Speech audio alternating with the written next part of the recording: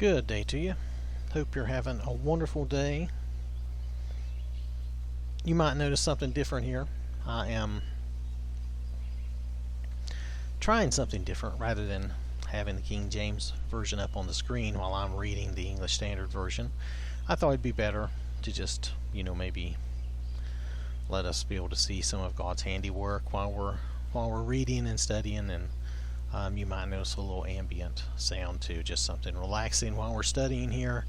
I think that would be better than me trying to keep up with a different version on the screen, and it was just too distracting, and I don't think it really helped us that much. Alright, so we had read the chapter 20 in the book of Luke last. We had just finished that, and Jesus had said, beware of the scribes who like to walk around in long robes and love greetings in the marketplaces and the best seats in the synagogues and the places of honor, who he said they devour widows' houses, and for a pretense they do long prayers, and they will receive the greater condemnation because they were supposed to be the leaders. The Pharisees and the scribes and all these folks, they were supposed to be the leaders. They were supposed to be the religious leaders, leading the people into all things godly. And instead, they made a show of things while inwardly they were greedy and really evil. Okay, so I don't want to get on to that because we just talked about that. But we are ready to read in the book of Luke again, in the Gospel of Luke. We're ready to read chapter 21. So I'm going to start with chapter 21, verse 1. Again, this is in the Gospel of Luke. Jesus looked up and saw the rich putting their gifts into the offering box, and he saw a poor widow put in 2 small copper coins. And he said, "Truly I tell you, this poor widow has put in more than all of them, for they all contributed out of their abundance, but she out of her poverty put in all she had to live on." So Jesus is pointing out here that this woman, this was all she had. This was all she had. So she put in more than anyone. And it's, if you think about that, it's very true. Even those 2 little coins could have bought her something. Maybe that could have bought her a little bread or a little something to eat or something, but she gave it all.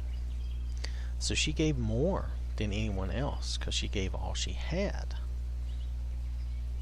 Our preacher at church did something on this recently, because another translation for those small copper coins are mites, and he talked about mighty works, and this was a mighty work, and it was. Even though it's small, it's a big deal. It's a big work. And I'm not saying that we should put our families in jeopardy and give all we have away. Okay, I'm not saying that, but because we do need to take care of our families.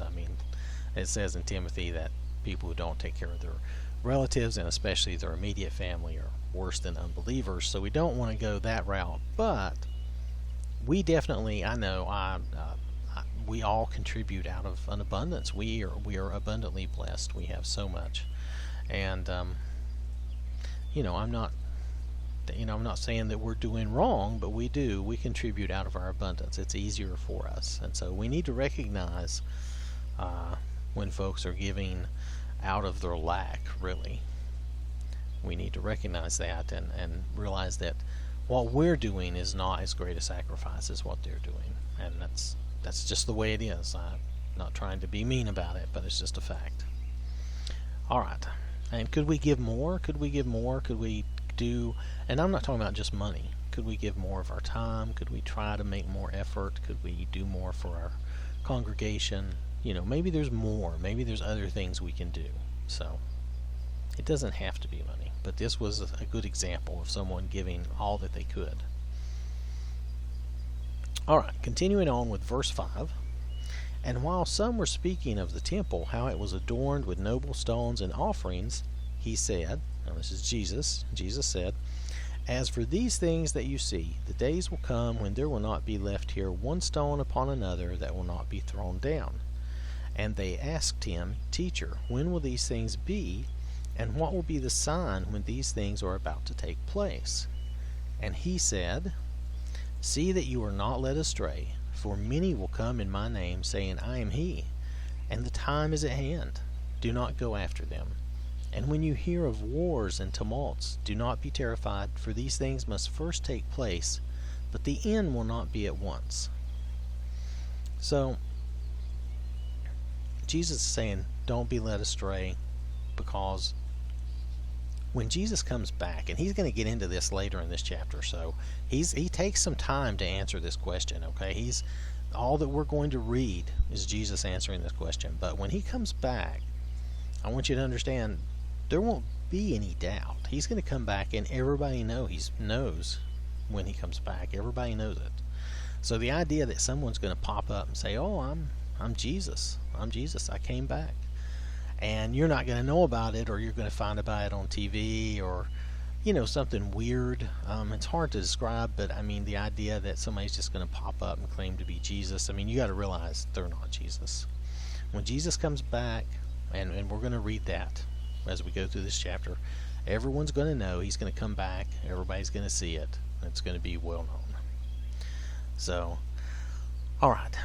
So, and then he says, when you hear of wars and tumults, do not be afraid, do not be terrified, for these things must happen first.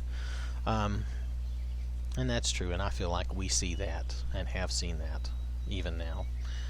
Then, in verse 10, then he said to them, nation will rise against nation, and kingdom against kingdom.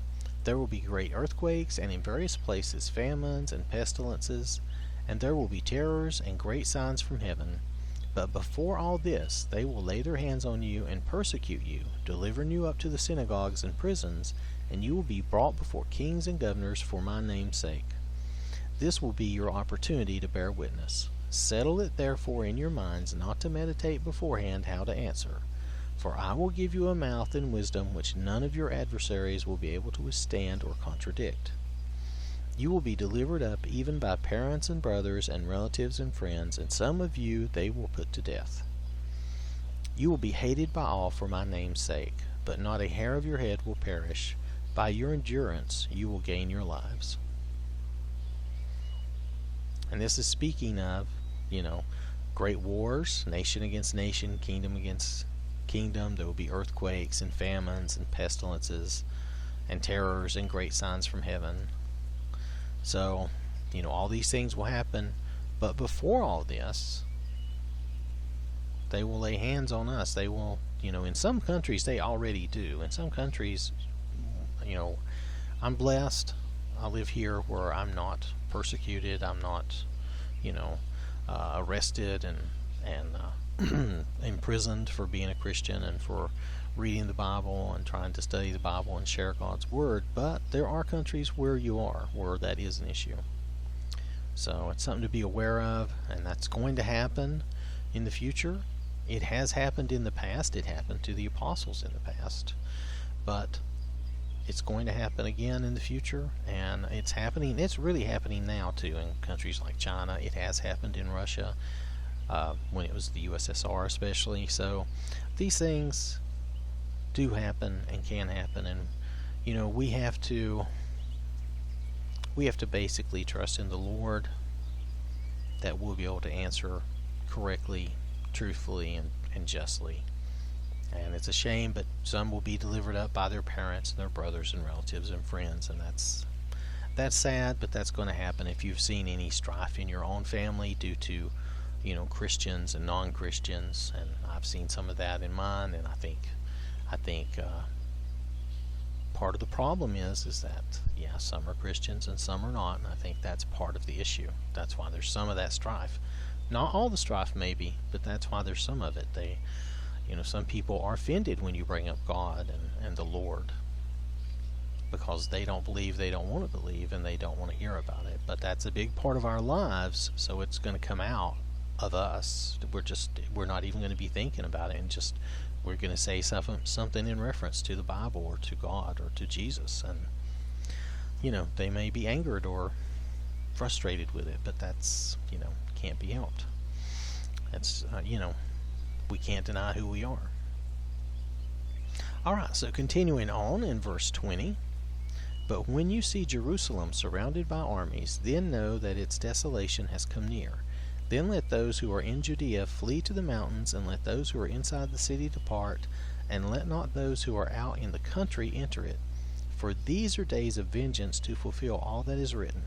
Alas for women who are pregnant, and for those who are nursing infants in those days.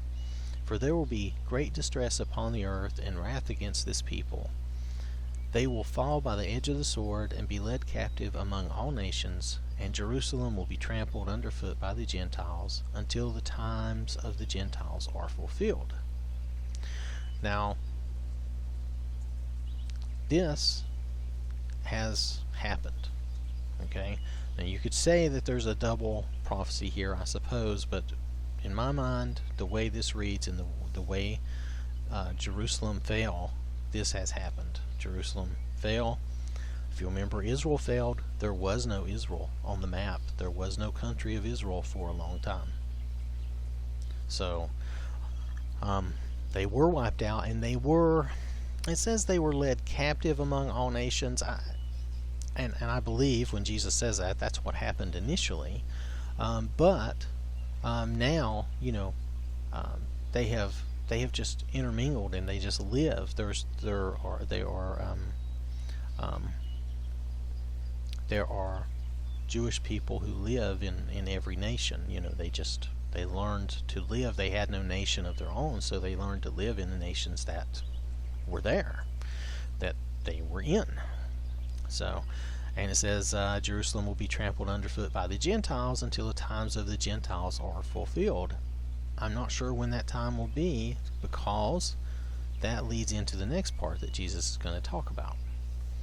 In verse 25, and there will be signs in sun and moon and stars, and on the earth distress of nations in perplexity because of the roaring of the sea and the waves, people fainting with fear and with foreboding of what is coming on the world.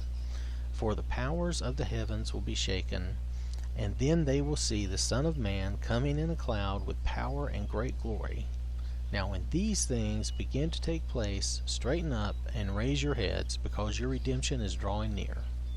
See, when Jesus comes back, we're all Christians. We're redeemed. As long as we've been faithful, as long as we've fought the good fight. That doesn't mean we were perfect. Now, don't get me wrong. I'm not saying you were perfect, but we kept trying, we kept doing the best we could, and we stayed faithful, and we kept our faith and believed. Then we will, in Thessalonians, Paul says, and I don't remember exactly where, but we'll get there. Lord willing, we will get to that. And Paul says we will rise to meet Jesus in the air. So, but when Jesus comes back, see, he's going to come in a cloud of glory. Everybody's going to see it and know it. And the other Gospels we have read, I think, to this point have also mentioned this, and I think probably John will mention it again. But we'll see, Lord willing, again, we'll see him when we get there. So Jesus is still answering this question about the times and how to read the times.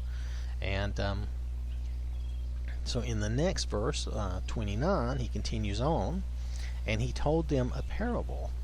Look at the fig tree and all the trees. As soon as they come out in leaf, you see for yourselves and know that summer is already near.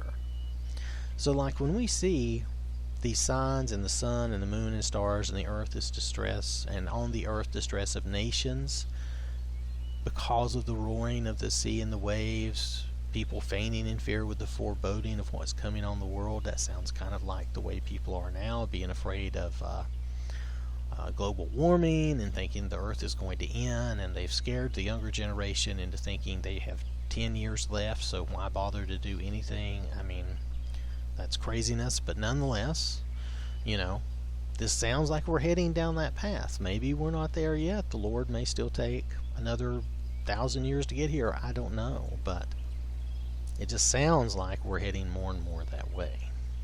So he's trying to say in this parable that we need to read the signs and pay attention so that we can tell what's happening.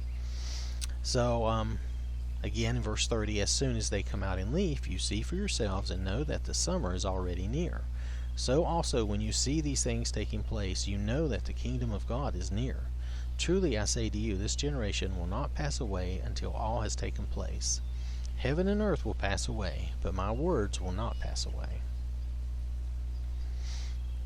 Now in verse 34, we're going to continue on, and Jesus is telling us what to do. But watch yourselves, lest your hearts be weighed down with dissipation and drunkenness and cares of this life, and that day come upon you suddenly like a trap. Because it's going to be a while. It's not going to happen right away. For us, we don't know. It could be tomorrow, or like I said, it could be 1,000 years. But we should watch ourselves, and not become complacent or sucked into the cares of this life. And that day come upon you suddenly like a trap. You don't want to be caught unawares. For it will come upon all who dwell on the face of the whole earth. But stay awake at all times, and that means stay alert, praying that you may have strength to escape all these things that are going to take place and to stand before the Son of Man. We should always be in prayer and reading our Bible, studying the Word. We should always be trying to stay awake and alert. Awake in this sense means, alert, not spiritually asleep. You don't want to sink back into a life of sin and neglect your spiritualness and be caught by Jesus coming back and catching you in a in a state that is not correct. You want to make sure that you're trying, that you're still studying, you're still praying, you're still trying, and you're still trying to live a godly life every day. Doesn't mean you're going to be perfect even on that day. If I have to judge by myself, I would say even on that day that Jesus comes back, I will probably have messed up and had to ask for forgiveness at some point. So, just remember to keep that going, and just try to do the best we can. I mean, it's a fact of our lives. We know we're not perfect like Jesus was. And I kind of laugh, but I mean, I just mean I kind of laugh at myself because I know how I am, and that's part of the human condition. So I don't ever mean it disrespectfully. So just so you know. So in verse 37, and every day he was teaching in the temple, but at night he went out and lodged on the mount called Olivet, the Mount of Olives. And early in the morning all the people came to him in the temple to hear him. So every day he came to the temple and he taught, and then every night, every evening, he would go out to the Mount of Olives, and that was to probably to be alone and pray and get away from the crowds and kind of refresh himself. That's probably the best way to say that. And that's not a bad example of what we do. If you think about it, we go to work and we work all day and we come home in the evening and we try to get some rest and just kind of refresh ourselves because we got to go back to it the next day, So, except in his case, of course, Jesus is the Son of God, and I know he can do anything. But even so, he was tempted in all ways as we are. So he was still going through a lot of that where, okay, he probably wanted to be able to take a little break for a few minutes and refresh himself, each evening and come back the next day and continue teaching. So I don't see anything wrong with that. All right, so that is the Gospel of Luke, chapter 21. Next session we will have chapter 22. I want to thank you for listening. Hope you have a wonderful day, and God bless you.